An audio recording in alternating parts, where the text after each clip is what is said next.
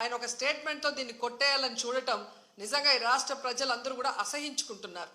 ఎందుకంటే ఈరోజు అధికారులను కానీ టీటీడీ పాలక మండలిని కానీ ఎవరు నియమించారు? ఈ చంద్రబాబు నాయుడు గారే కదా. మరి ఒక అసమర్థుడిని ఈరోజు టీటీడీ చైర్మన్గా పెట్టడం జరిగింది, ఒక అసమర్థుడిని ఈరోజు ఎస్పీగా పెట్టడం జరిగింది, ఒక కలెక్టర్ని అక్కడ కలెక్టర్గా పెట్టారు. వీళ్ళెవరికి భక్తుల మీద ప్రేమ లేదు, అభిమానం లేదు, వాళ్ళకి సర్వీస్ చేయాలన్న మైండ్ సెట్ కూడా లేదు. ఎంతసేపు చంద్రబాబు నాయుడు చుట్టూ తిరుగుదామా, ఆయనకి భజన వేస్తే చాలు అనుకున్న కార్యక్రమం మనం 6, 7, 8వ తారీఖున చూసాం.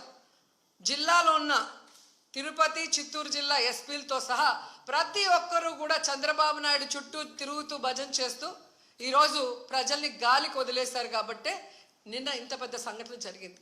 ఎంత దురదృష్టకరం అంటే ఇదేదో సడన్గా ఈరోజు ప్రోగ్రాం పెట్టారు, మాకు తెలియకపోవటం వల్ల ఇలా జరిగిందని చెప్పడానికి లేదు. ఎవ్రీ ఇయర్ వైకుంఠ ఏకాదశి లక్షలాది మంది భక్తులు రావటం మనం కళ్ళారా చూస్తున్నాం. గత ప్రభుత్వం మీరు చూశారు, భక్తులకి ఏ విధంగా సౌకర్యాలని అందించడంలో, వాళ్ళకి సేఫ్టీని క్రియేట్ చేయటంలో, వాళ్ళకు వచ్చిన వాళ్ళకి పిల్లలకి పాలు ఇవ్వటం కానీ, పెద్దవాళ్ళకి వృద్ధులకి షెల్టర్స్ ఇవ్వటం కానీ, ఆడవాళ్ళకి కుటుంబ సభ్యులకి భోజనాలు ఏర్పాటు చేయడం మనం కళ్ళారా చూసాం.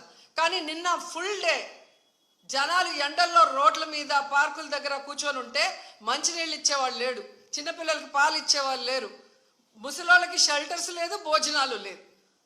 అంటే ఎంత నిర్లక్ష్యం ప్రజలంటే, భక్తులంటే అనేది ఇక్కడ మనం గమనించాలి. నిన్న జరిగింది ఏదో ప్రమాదశాత్తు జరిగింది కాదు, ఇది ప్రభుత్వం చేసిన హత్యలు.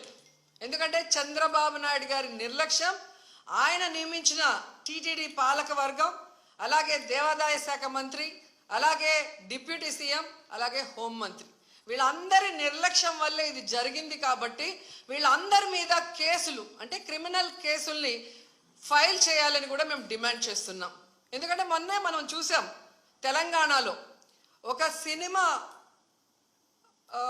ఫ్యాన్ షోకి అల్లు అర్జున్ గారు వస్తే ఆయనకి సంబంధం లేకుండా తోపులాట జరిగినప్పుడు అక్కడ ఒక మహిళ చనిపోతే అల్లు అర్జున్ గారి మీద 105 BNS పెట్టడం జరిగింది.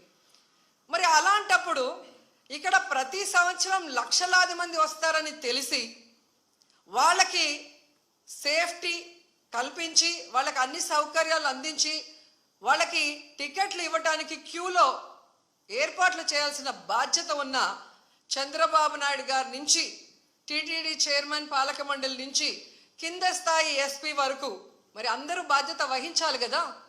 కానీ ఈరోజు ఎంత దురదృష్టం అంటే, ఇది పద్మావతి పార్క్లో 5 మంది చనిపోయిన ఆ ప్లేస్లో జరిగిన FIR.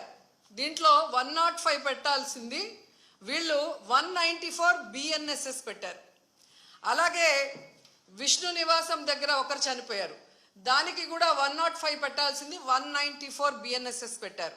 అంటే ఇది ప్రమాదవశాత్తు జరిగింది, ఏదో జారి పడిపోయి తొక్కిసలాట జరిగింది, దీంట్లో ఎవరు కూడా కావాలని చేయలేదు, మాకెవరికి దీంట్లో సంబంధం లేదు అని చేతులు కడుగేసే కార్యక్రమం చేస్తున్నారు.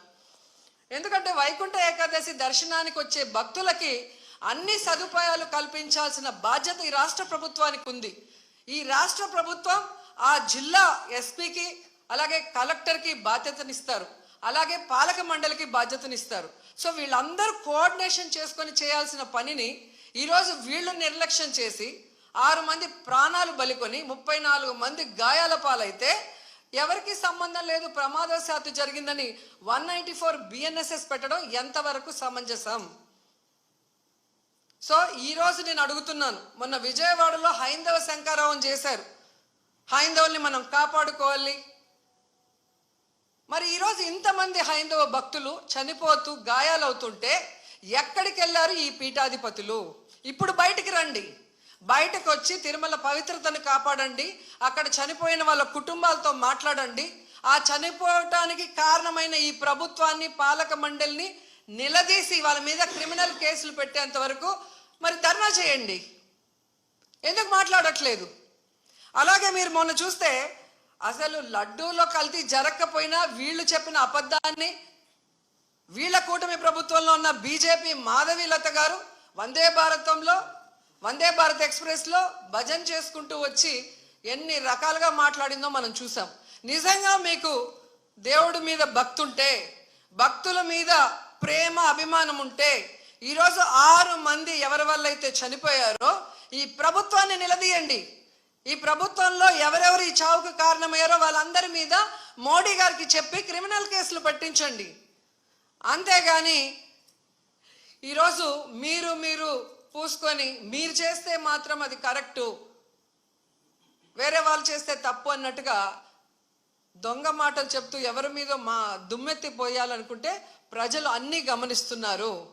అండ్ ఈరోజు మీరు చూస్తే మోడీ గారికి కూడా మేము విన్నవించుకుంటున్నాం. మీకు భక్తి ఎక్కువ ఉంది కాబట్టి ఈరోజు తిరుమలలో జరిగింది పూర్తిగా చంద్రబాబు నాయుడు గారి ఫెయిల్యూర్. ఆయన నియమించిన అఫీషియల్స్, పాలక మండలి ఫెయిల్యూర్.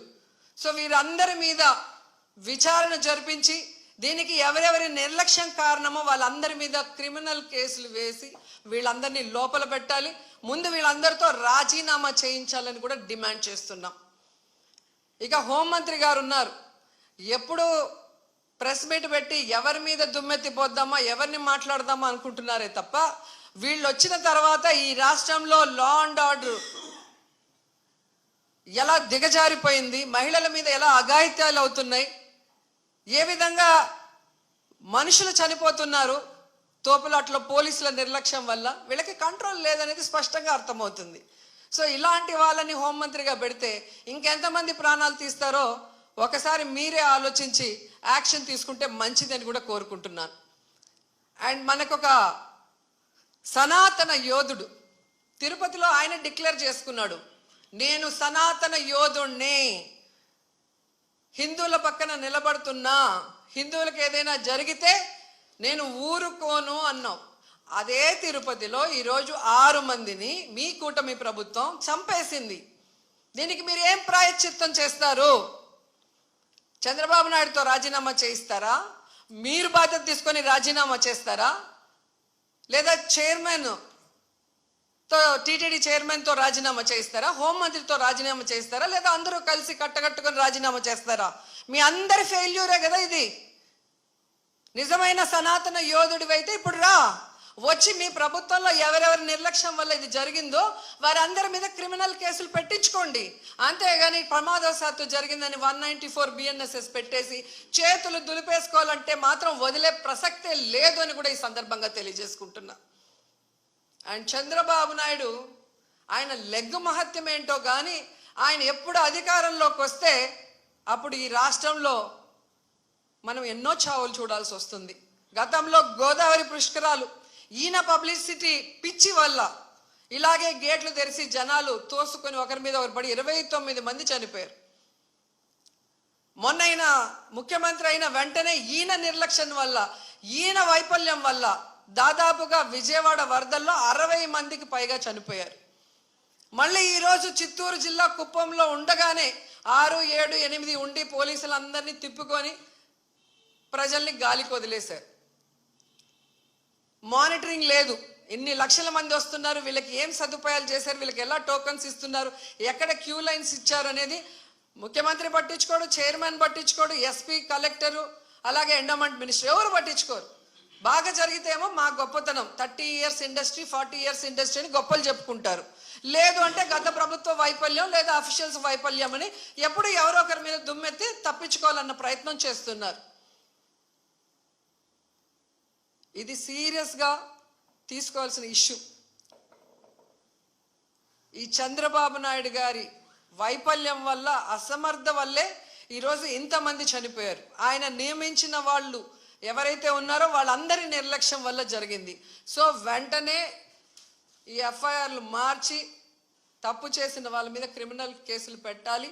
లేకపోతే మేమైతే వైఎస్ఆర్సీపీ తరఫున భక్తులకి అండగా ఉండి ఆ చనిపోయిన కుటుంబాల తరఫున పోరాటం చేస్తాం. వాళ్ళకి కూడా ఎక్స్గ్రేషియా ఒక్కొక్కరికి మరి డబ్బులు 1 కోటి నుంచి 2 కోట్ల దాకా ఇవ్వాల్సిన అవసరం ఉంది. ఎందుకంటే మీ వల్లే వాళ్ళు చనిపోయారు, వాళ్ళ నిర్లక్ష్యం వల్ల కాదు.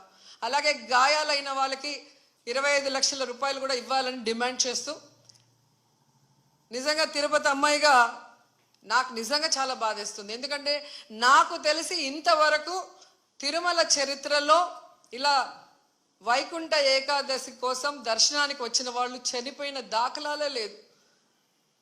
అలాంటిది ఈరోజు 6 మంది దాకా చనిపోయారు అంటుంటే ఆ కుటుంబాలు టీవీల్లో చూస్తుంటే వాళ్ళు ఏడుస్తుంటే మనసు ద్రవించిపోతుంది. కానీ ఈ కూటమి ప్రభుత్వానికి ఏ ఎమోషన్ లేదు, ఏ బాధ లేదు. ఎలా తప్పించుకుందామా, ఎవరి మీద తోసేద్దామా అన్న ప్రయత్నమే వీళ్ళు చేస్తున్నారు. సో ఖచ్చితంగా మోడీ గారిని డిమాండ్ చేస్తున్నాం, మీరు దీని మీద సీరియస్గా ఎంక్వైరీ చేయించాలి. తప్పు చేసిన వాళ్ళ మీద క్రిమినల్ కేసులు పెట్టి వీళ్ళని లోపల పెట్టాలి. అలాగే హైందవ శంకరావం చేసిన ఈ మఠాధిపతులందరికీ చేతులెత్తి నమస్కరిస్తున్నా.